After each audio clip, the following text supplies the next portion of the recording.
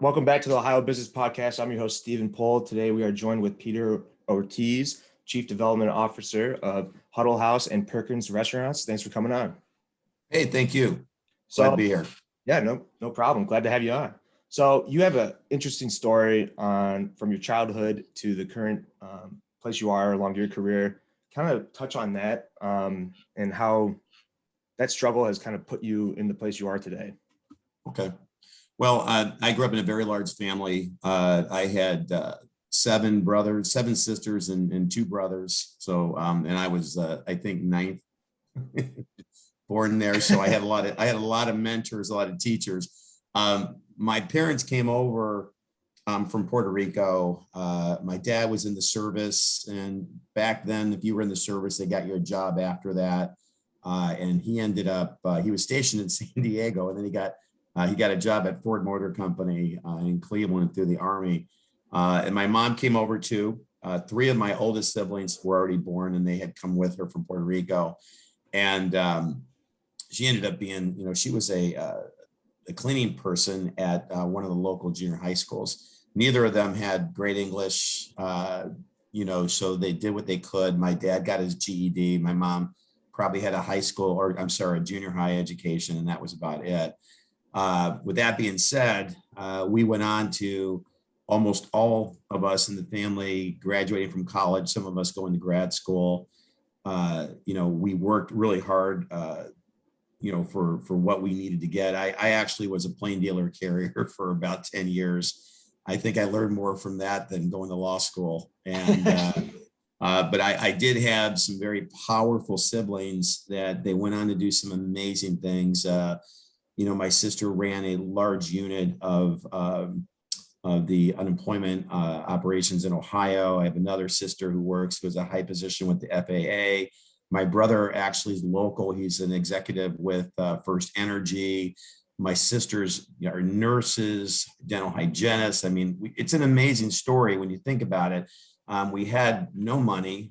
We never went on any type of assistance, by the way, just so you know, even though we were a large family and my parents just told us that we needed to work hard and work smart. And we were able to, really grow out of Cleveland. I mean, I think we still have a few of us living there, but most of us have left. I live in Naples, Florida now. I keep a place in Lakewood because my mom is 90 some years old, and I want to be near her. But it's a great place to live. I love Cleveland. A huge fan. I'm there about 4 or 5 months a year. I'm a resident of Florida now, so I spend a lot more of my time here, but I am there a lot.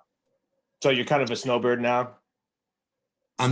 I consider myself to be too young to be a snowbird, but I am 58 years old, so I guess I could qualify for that. But like I said, I'm a huge Browns, Buckeye fan, so I'm back. Cavaliers, Indians, so I'm back a lot. And like I said, I still have family there, so I go back all the time. We go back to the old neighborhoods and things like that. You have to remember where you came from, and we haven't forgotten. So very excited that we were born and raised in Cleveland. It really, the entire city is all about working hard to get what you want, and we're an example of that. So you kind of touched on your siblings' career paths. Can you kind of go more into depth on your own? Like I said, I was one of the youngest in the family growing up. I certainly was not one of the smartest. So I had to rely on other skills to get me through. I remember I went to high school at West Tech High School on the West Side. And I remember one of the English teachers coming to me and asking me what I was going to do with my life. And I said I was going to Ohio State. That was back when Ohio State accepted just about anybody. So, so I was able to get in. And he told me, he goes, listen, you need to learn a trade. You're just not a student, and I remember him saying that. But I had already had multiple siblings already go through college and things like that. Like I said, I was young, so I knew it could be done. Was it difficult? Yes, I was able to get through. I went on to law school after that. And then I got into the career I am right now. So I've been in franchising now, for most of my adult life. In that after college, and it has been the right place for me to be. I have to shout out to the plain dealer because the plain dealer. I learned social skills. I learned how to be a salesperson. I learned about work ethic. When you're delivering the newspaper in 1978 in 10 feet of snow, I mean, you learned a lot of valuable lessons back there. But yeah, that's what happened with me. It was one of those things that I had a lot of siblings. I had the most powerful sisters you could ever ask for. Very strong. They were. I mean, I could make a bed. I knew how to treat a woman. I mean, they taught me every rule that was out there. My parents taught me the work ethic. And it was quite a ride. And I'm surprised that I'm happy with where I landed today. I'm now the chief development officer for a major company. But a lot of that had to do with my upbringing. I give Ohio State a great deal of credit for my education and whatnot, but you can't teach heart and you can't teach work ethic. You either have it or you don't. And that's why I'm where I am today. I think another category in that, or my success would be, I think outside the box a lot. I'm able to think about things and figure them out, where a lot of people are just set in their ways and how they try to get answers to questions. I think my ability to really try to be creative in my thinking has helped as well. That made me overcome the fact that I failed algebra. You know what I mean? So, I was just not that book smart guy. I was that guy that worked really hard, kind of smart, in other ways, and able to figure it out. And I've been able to create a long-term employment for myself over the years with those aspects. Now, for a leadership position in a larger company, do you think it's more important for those soft skills, or are those analytical skills?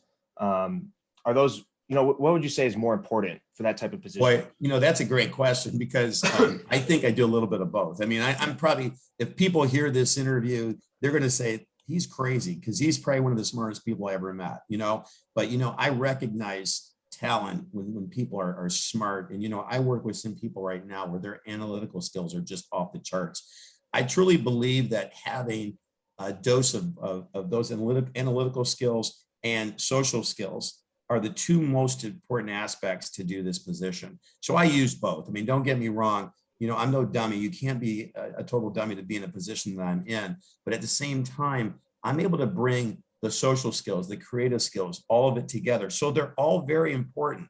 So it's kind of like the Browns are today. The Browns are, they're all about analytics, right? But at the same time, can the player catch the ball? I mean, is he working out on his own and things like that? So a lot of things go into this position to be successful. I truly believe that analytics combined with other things, but there's not one thing that makes this successful. You have to have all, 3 or 4 things to make it successful. And analytics is definitely one of them. And by the way, like I said, I work with guys right now and their analytical skills are off the charts. I bring a lot of the other stuff.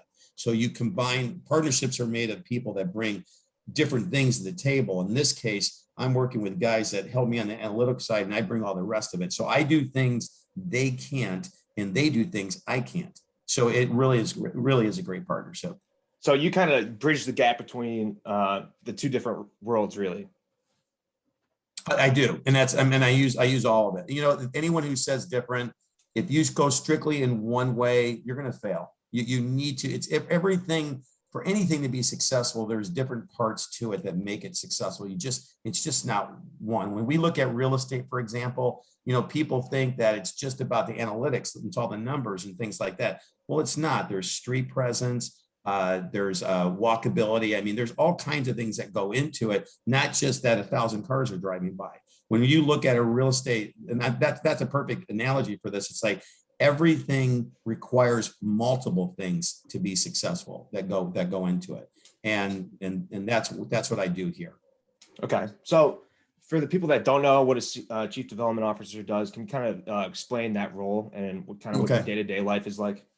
Well, as a chief development officer, my main responsibility is we are a franchisor, and we are a franchise franchisor of two different brands. One is Perkins Restaurant and Bakery, and the other one is Huddle House Restaurants, and they're both in the breakfast segment. So my main job is to bring people in to our franchise who are looking to either be an entrepreneur or they're looking to add on to their current grouping of restaurants that they have, their current portfolio of businesses that they have. So my job is to market to these people, to sell them the franchise. The next step after that, because we are a breakfast place to visit, real estate is the next aspect of it. So basically what I do with my team is I find the perfect real estate for them to go into.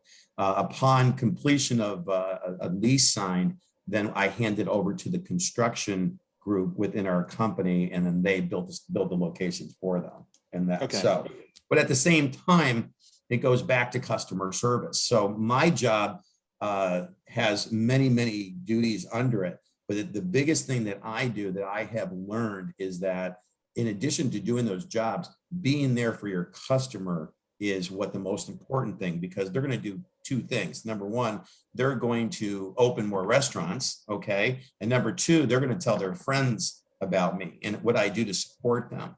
So when a company hires me to be their chief development officer, it's all about growth. It's all about development of the company and opening new locations across the United States. So that's the biggest part of my job. It's bringing those buyers in and then helping them find their real estate and then helping them get their construction completed as well. What would you say is the ideal candidate to be a franchise owner? The ideal candidate, a lot of that has to depend on the type of franchise that they're looking at buying. But I will tell you, my top candidate is probably someone just like me, someone who's very entrepreneurial, someone who works really hard. I talk to some people and I say to them, look in the mirror when you're thinking about starting a business. Are you someone who can be a leader, or are you more of a follower? So we're looking for a leader. We're looking for someone who understands what it takes to be a business owner, doesn't need to be told what to do, just goes and does that. Understands that being an owner is a 7/24 type of job. Not a lot of people are like that. A lot of people want to be told what to do. A lot of people, they want to shut it down at 3 p.m. They want to go to happy hour. Yeah. You have to have that work ethic. You have to have that mentality. My job is to tell you, Stephen, whether you have that or not. Okay. Because I can tell the phone call. Just having money in the bank does not make you a business owner. Okay. Matter of fact, I have helped many people not lose the money in the bank because they just weren't.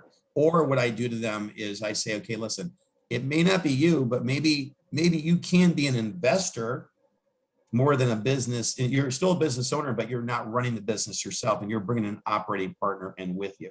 I do that very well. I don't want to hurt anyone's feelings. I shouldn't stop anyone from having the ability to go into business for themselves. But what I do is I act as their consultant. Mm-hmm. And I say, hey, listen, maybe not the right decision for you, but if you bring somebody in, and in some cases, I even introduce them to people that could possibly be a partner for them to help them in that. So, to answer your question, I gave it kind of a long version. Someone who, our perfect candidate meets our operations criteria, they meet our financial criteria, and they meet our work ethic criteria. You have to have all three of those things. That's experience, financial, and yourself having that work ethic and heart to run your own business.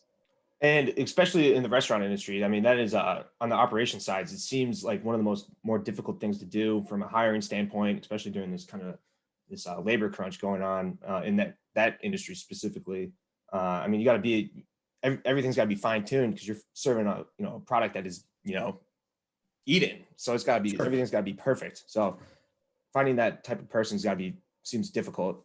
It is. You have to just. You can't just like food. Yeah. Everyone likes food, right? Yeah. And they say, hey, I love hamburgers, so I think I'll be a hamburger owner. Yeah. A franchise owner or something. It's not just that. The restaurant industry is so difficult You have to have it in your blood to do this business. So I always tell people, if you're buying a franchise in the restaurant industry, yet you have no restaurant background, it's really a tough hill to climb to get around that learning curve. Most of the people I sell to have been in the restaurant business for quite a long time. Okay. Will we sell to somebody who hasn't been? Do we have the training that we can get them to that point? Absolutely. But the first thing I'm going to do is make sure that in their first location, they have an operating partner, because they wouldn't qualify. I won't qualify anyone who doesn't bring some kind of background like that. I do like business background, but the thing is that they're still going to have to bring in an operating partner in that. So it's just difficult. Think about it. You have your favorite restaurants, right? And the reason they're your favorite is the food is always the best when you go there. The store is always clean. The customer service is always there. So you need all three of those things to bring the customer back. If you've never done it before, you've been a customer all your life, it would be difficult, and I would never take your money to do that. So we're very particular, and I've been very particular for my entire career about who I sell a franchise to, because my goal is not just to collect the upfront fees. My goal is that you are successful in your business and that you will purchase more franchises and open more businesses in that. Mm-hmm. So now, we just touched on the qualifications of somebody to be a franchise owner. What are some of the qualifications for when you're looking at real estate, just that perfect plot of land? What kind of goes into the decision making on, on executing? Well, that goes back to what you asked originally about analytics. The first thing you do is you look at the analytics. So that's going to help you. The second thing you do is you bring in someone who knows that market very, very well. And that's someone who that you have developed a relationship with. And that's a broker in most cases. But when we look at a site, we're looking at a site that, like I said, has the analytics, it has the street presence, it has signage, it has egress and ingress, that you can get in and out of it. Men are very lazy. If you don't have enough parking or you make it difficult for us to get in and out, we're not going back. Women are much different. Women are much more patient than we are. And so with women usually make the decisions on where people go to eat. But if a man has to make the decision, you need to make sure that there's enough parking. They can get in, they can get out. There's a light there. You're also looking for a site that doesn't have where the speed in front of the light or in front of the location is not too fast. How many times have you gone to a restaurant that's been there for 5 years and you thought it just opened because you drive so fast past it all the time because it's a 35 mile an hour speed rate, and you're going 45 by, you never see it, and then you go and you go, how long have you been here?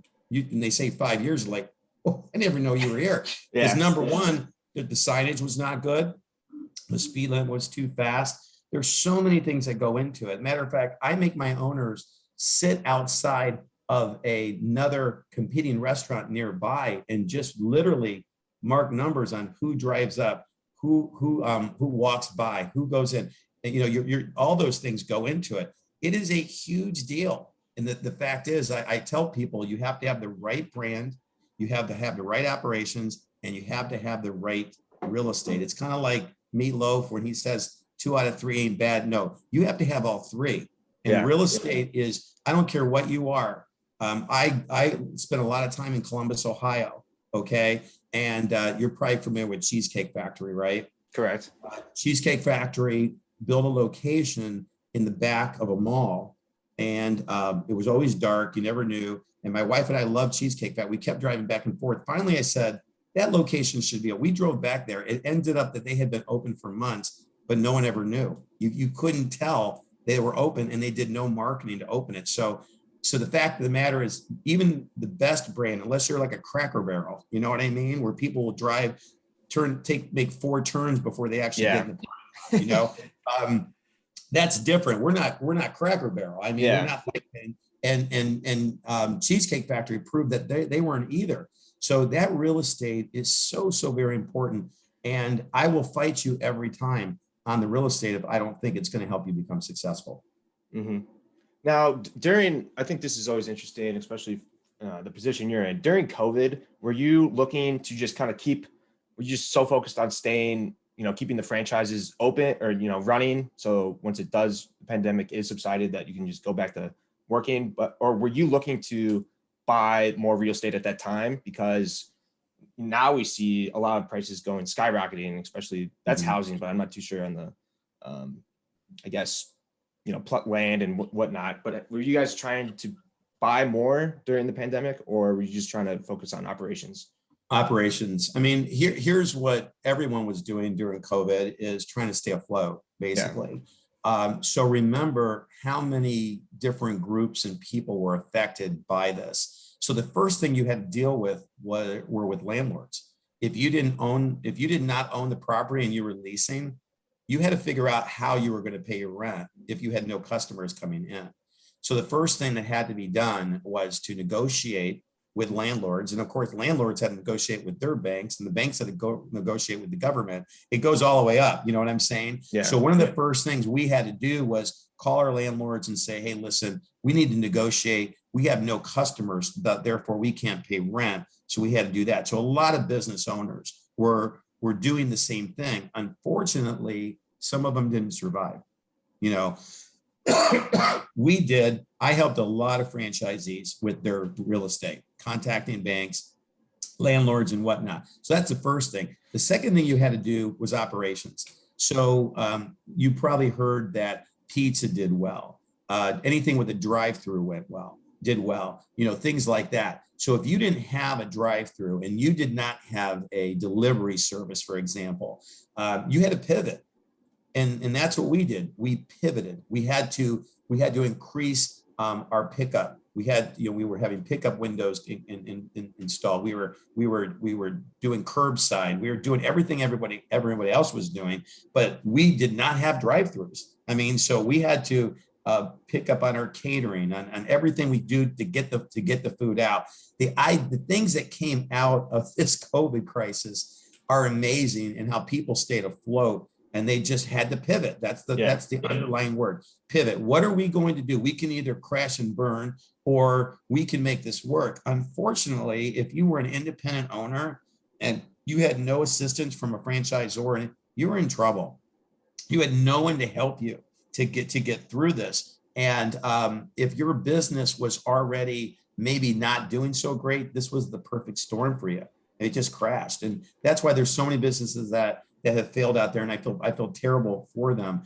Fortunately, we were able to get through this. It was very difficult, but our numbers are skyrocketing right now, just like everybody else's. I mean, we are doing numbers that we've never seen before. And we're comparing those numbers to 2019. You really can't compare to last year because you had no business. It was zero business. You're up thousands of percent. Yeah. We're like 2,000, 4,000% above, if we did $1, but when we look at 19 numbers, and both of our brands are just killing it, but so is everybody else. So we're hoping that everyone's sick of chicken and pizza because that's all they ate, and they're going to come back to us. So, it's funny. And I have actually friends who are in those businesses, and they did really well. I was really happy for them. But it was one of those things that, if you had a drive-through, you were killing it, man. So you didn't have to worry about anything. As a matter of fact, a lot of these people did higher numbers during COVID than they've ever done before. It's just it's having the right concept in the right time. But COVID, hopefully we're seeing the end of it in the near future, and everyone can get back to, back to normal again. Mm-hmm. Are you seeing any other trends post COVID within the, franchise or just restaurant space? Well, yeah, I think that in the restaurant space, I think restaurants are looking at smaller footprints because they found out that people want to be on the outside rather than the inside. Yeah. You're seeing more of the restaurants take on pickup windows and drive-throughs that never thought about this before. You're seeing people that or restaurants that have pivoted and were doing catering business and pickup and delivery, which they'd never done before, and they're going to continue doing that. So the world has changed, and I don't know how long it's going to take if it ever changes back. But the with COVID, people just had no problem picking the food up. I mean, so what are you going to do? Are you going to continue to have large floor plans and things like that. I mean, we're, with both Perkins and Huddle House, we have reduced our footprint and that, and, but at the same time, you have to look at what segments that you're going after. So we have a very strong senior segment. So they want to come into the restaurants and eat their breakfast and things like that. So we're never going to shrink to nothing. We're always going to have, I think our newest Perkins footprint is approximately 4,100. I think our new Huddle House is probably 2,100. So I don't think we're going to vary from that too much, but I think other brands may go to strictly a drive-through and crazy things like that and just get rid of the floor altogether. So we'll see. And I think that'll continue. COVID changed the restaurant industry. I mean, it really, really did. And in some cases, people were affected in a very negative way, and I feel bad for them. In some cases, people made millions of dollars off of it. I mean, I have friends who own a lot of pizza places and that, and chicken places, and they just killed it. I mean, it was crazy, and that. But just so you know, the breakfast segment is probably, if not the fastest growing segment out there. We're in the top 3 or 4. I mean, it's hot. People love breakfast. They love 24-hour breakfast. We're coming back with gangbusters right now. Yeah. So at the same time, just so you know, we are putting in, at least in Huddle House, we are putting a pickup window in our newest stores and that. So that's a way that we're going to continue doing what we were doing before to make sure people have that accessibility, and they have the ability to, so they have 3 screaming kids in the back, they still want Huddle House, they don't want to go in the location, they can stop and pick it up and do that. So it made us better, and I'm excited for the future. Now, did either of the restaurant brands utilize delivery drivers? I think at DoorDash, Uber Eats, were you guys utilizing those platforms? Heavily. Yeah. I mean, I'm not going to say that we're any different than anybody else. I mean, we look at it. It's so funny because when those started up years ago, I said it's never going to work. Yeah. And, I've been wrong in my life a lot. I was wrong in that one. COVID helped them so much. I mean, they're making so much money off delivery now. I don't think that's going to go away. But we did exactly what everyone else did. I mean, we had the people coming in and picking up the meals, and just like everybody else. I mean, we had to pivot just like that. So it has worked. Will that continue? I don't know. I mean, I'm still in disbelief that services like that make it, but like I said, good for them if it does. In that, I just didn't think that owners would pay that high of a price to have their food delivered. But so it has to be made up in volume more than anything else. So we'll see what happens. I mean, the next couple of years, it will. Time will tell. Millennials are really directing this market now when it comes to delivery. I mean, I see my bill from my son. My son has my credit card. And he's doing DoorDash and things. I'm like, I'm not paying for your DoorDash. Yeah. Go pick them up yourself, Yeah. So these millennials are really directing it. Guys like me, I don't think I've ever ordered anything off of DoorDash. I'm not the customer for DoorDash or any of those delivery companies, but I know the millennials that are out there are, and they're also responsible for a lot of changes in the restaurant industry. We have to cater to the millennials to make sure we stay in business. So, and they're saying, hey, listen, we're going to use DoorDash. Okay, then we got to do it. So yeah, I never understood the business model. I don't want, I want to, at least maybe I'll go pick it up. But it's so much more money, and it's, usually going to be colder, pizza that works. Maybe some other delivery food places that works, but, you're just dependent on that guy delivering it on time. And it just doesn't it's going to be colder, in my opinion, and it's going to be way more expensive. So why even do it? That doesn't make sense to me, but you know what? So you and I think the same. I agree with you. It doesn't make sense. Some food should not be delivered. Yeah. I mean, it just doesn't carry well. Mexican might, pizza does, chicken might, got to warm it up. I mean, who wants to take the food when you bring it and warm it up? I mean, it just loses its taste. So that's my philosophy. And honestly, maybe, I always tell people I have a degree in common sense. I was way off on that. And I'm telling you, I never thought that delivery services would take off, and they did. And then COVID hit, perfect storm for them. Yeah. They just blew up. I mean, look at the commercials. There's two different kinds of commercials that are running right now. You have the delivery service commercials running, right? Because they have a ton of money now to do it. But I'm also noticing that Cheesecake Factory, Chipotle, somebody, Chick-fil-A, they're all advertising when before they didn't have to. You see what I bought? So times are changing. It is so different now. You would never have seen, I think I saw a Cracker Barrel commercial the other day. It's like, wow, these guys are really hurting, because that's why they're before they controlled it all. Now with Chick-fil-A, for example, so many different chicken places popped up, and so, COVID hit, boom, chicken. And Chick-fil-A is like, I'm not getting enough of the chicken business. I'm going to go and advertise. So it's kind of funny when I watch television and I see these different restaurants advertising now that I would never have guessed that they would advertise in the past, but everyone's getting pinched, and they're like, well, we have to stay on the front end of it, and they're doing it. Do you see, post COVID, do you see, the big brands, the franchises competing or taking up or having less market share to kind of individual business owners, those mom and pop restaurants? Well, with mom and pop restaurants, it's always been difficult. You have, you get eaten up by the bigger guys. It happens in all types of businesses in that. Certainly there are restaurants, like I'm from Cleveland. I mean, I know I go to Melt all the time. You know what I mean? Yeah. He's a local guy, and, and I like his stuff, and he will always make it. But he's different from a mom and pop because he continues to expand. If you're going to stay as a one unit standalone, it's going to get more and more difficult every day, because the larger brands, are purchasing, they're getting their food, on they're buying huge bulks of food. So they're getting bulk purchasing.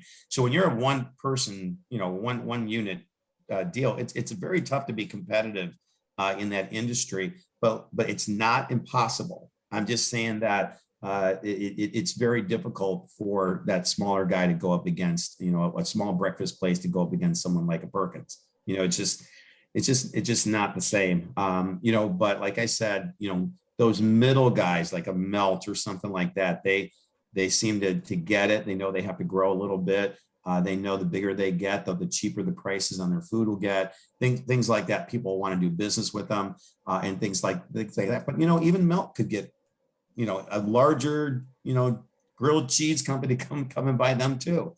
And they're going to sell, because right now that's what's happening. People are buying restaurants up left and right. And the seller is taking advantage of the aggressive nature of the buyers right now, and willing to pay a higher multiple for their business and whatnot. So it's fun to watch. I have to tell you that the restaurant business is never going away. We all got to eat. And so, of course, so that's why restaurants open every single day. And come on, you read the Plain Dealer. I mean, Plain Dealer, I'm always reading about new restaurants opening up. I mean, in the last few months, several months, you've heard a lot of closings coming up, but people are jumping right back into it again, because people got to eat. If you have the right food type, you're in the right segment, you have the right price point, and you provide the greatest customer service, you can and the real estate, you can be successful. Mm-hmm. Now, can you touch on the Huddle House and the Perkins brands, and how you are differentiating your brand from other breakfast places and other competition? Well, I'll start with Huddle House. Huddle House has been, around since 1964. We have about 300 locations right now, if not total, but in development as well. We're mostly in the Southeast. We're kind of that rural brand. You know what I mean? Truck stop. If you look at, we could have one in Bowling Green, because I think you're in Bowling Green, right? So when you think about 75 and the towns that are along 75 there, Findlay, Ohio, you go all the way up to Toledo, you go into Michigan. We're that brand that you're going to find in those rural towns, and people just love us. You would not believe the calls I get from people that just say, hey, listen, I can't buy a franchise, but you need to put one here, because I love Huddle House and I want to be there. So what makes us different? I think it's that. I don't think you're going to see us in Toledo. I don't think you're going to see us in Cleveland. I don't think you're going to see us in the larger metropolitan areas. We're going to be in those small towns and provide that small town feel to these people, and they love it. I mean, they really do. It's amazing when you can go into a smaller town and think about real estate's cheaper, employees are cheaper, everything's cheaper when you go in. And I have found that in smaller towns, someone could be just as successful in a Findlay, Ohio, or Bowling Green or something than they are in Columbus, Ohio, or something much bigger. And because of the aspects that I just shared with you. Plus, in a smaller town, because Huddle House is not just a breakfast place. I mean, we're breakfast, lunch, and dinner. We're actually open 24 hours. So you will find people that will go to a Huddle House 3-4 times a week. Your goal is to get a customer to come back in multiple times a week. Huddle House provides you with that in that smaller town. Hey, listen, we just went there for breakfast, but there's nowhere else here that has a better dinner. Let's go there for dinner too. It happens all the time. In addition to that, you have people who are traveling through towns and then know it's from other towns and that. So the people I sell to with Huddle House love the brand. They know it. They love it. They've eaten there. I had a guy that I'm selling in Tyler, Texas. He was driving through Nebraska, ran into a Huddle House. He says, oh my God, best meal ever. He's probably going to open 5 locations in Tyler, Texas. I mean, I'm just telling you, I mean, he can open 2 in the town and 3 around, but we're not talking big areas, in that. So that pretty much is the difference with Huddle House. But, with Perkins, Perkins has been around since 1958. It started as a pancake house. We're closing in on 300 locations now. We're international. We're in Canada as well. We have a very iconic bakery. I don't know if you've been to one of our locations, but our baked goods are just amazing. People love that when you walk in. It that's the first thing you see, and it's in your face, But then again, you eat so much breakfast or dinner or lunch, and you don't end up eating the bakery all the time, and you end up bringing it home. But with Perkins, when I look at Perkins, it's a legacy brand. It's been around for a long time. People trust it for what it's going to provide to them. Great food, great atmosphere. I love Perkins myself. I got one right across the street from me in Naples. So we're national. And like I said, between the two brands, we have 600 or so locations. I mean, we have a presence in the United States. It's all about name brand awareness. But Perkins is I consider more of a city brand. You know what I mean? It would be in Toledo. It would be in Cleveland. It would be in Columbus. And it is. And the thing is that it's more for larger cities. However, we, because of COVID, we are shrinking our size to 4,100 square feet. So with that being said, it will be a smaller footprint. But same quality. If you think about Perkins, you think about the pancakes, you think about the French toast. The food quality is ridiculous, and the price point is in both cases with Huddle House and Perkins is something affordable that you can visit the locations multiple times in that. So just so you know, we are in the midst of updating both the brands. It's going to have a different look to it, a different size to it. It's a very exciting time for both the brands. We're under new ownership, and that ownership is investing a ton of money into the brands to make it grow. They brought me to this company for that reason. They were prepared to spend the money, but they needed someone to help them go out and find the right buyers, for it. We had name brand awareness. They just needed to bring in groups that have that operation criteria that we talked about, and they meet the financial criteria as well. They understand real estate, customer service. They've done it before. They have infrastructure. I mean, those are the kind of owners that we're going to be bringing on now to do that. Now, I will tell you, in with Huddle House in more of the rural areas, we are going to be going into those markets, and we may find someone there who is, like I said earlier, that maybe does not meet our operational criteria, but meets the financial and the business side, and we bring an operating partner. In that case, that might be a single buyer. That might be just, Tiffin, Ohio, and just a single owner buying that there that we bring into the market. So with Perkins, we're probably looking for more multi-unit, multi-segment groups that already do it. So it really depends. I mean, we talk to just about everybody. My job is to figure out who is going to be best for us, and at the same time, the best investment for the buyer as well.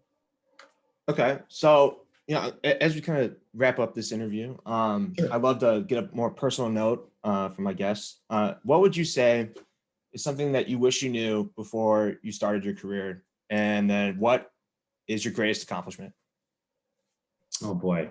Yeah, everyone gets put on the spot by that question, but I love what do I wish I knew? You know what? I wish, and this is common sense. I probably wish that I would have been a better student. I was that guy who went to college and just, I wouldn't say I partied all the time, but I didn't take school as serious as I should have. And I went to law school. I mean, so I had to be doing something right.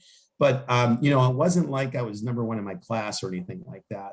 So what I try to do with my kids is to make sure that education was first. And they all did. They've all done very, very well.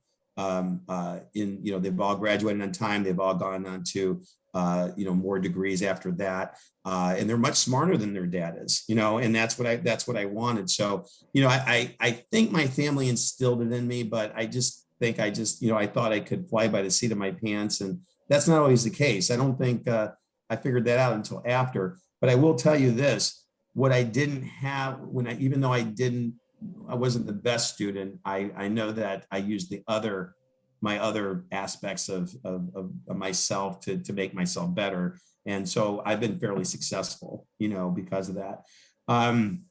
My greatest accomplishment, well, the right answer is your family. I mean, I have the most amazing wife.